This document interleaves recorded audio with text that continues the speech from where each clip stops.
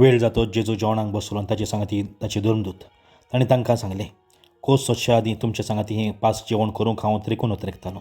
खरेंच तुमकां सांगता, ह्या पास्काची देवाच्या राजान सोंपन न्ही जायसर हांव हें पास जेवण नव्यान करचो ना. आनी ताणें पात घेतलें आनी देवाक दिनवासून म्हणलें, हें घेयात आनी तुमचे भितर वांटात.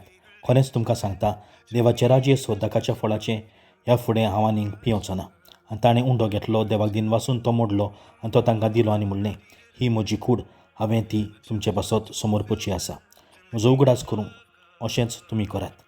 तेच परी जेवण जातूच ताणें पात्र घेवन म्हणलें, हें पात्र म्हज्या रगतान नवो करार, हें म्हजें रगत तुमचे बसत हांवें वारूचें आसा.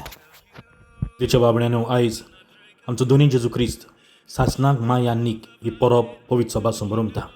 आदल्या करारान यान्नीक शेडयो बैल हांचो येवन भेटयताले, जाल्यार नव्या करारान जेजू आतां शेडयो बैल जनवरां वापरिना, बगर आपल्याचोच येवन कोत्ता.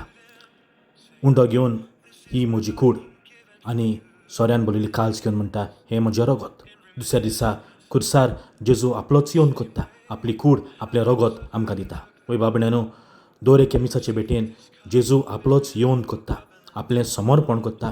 जाल्यार आमी दर एके मिसाचे भेटेन भुक्तीन वांटो घेवया आनी आमचें समर्पण आमी करुया.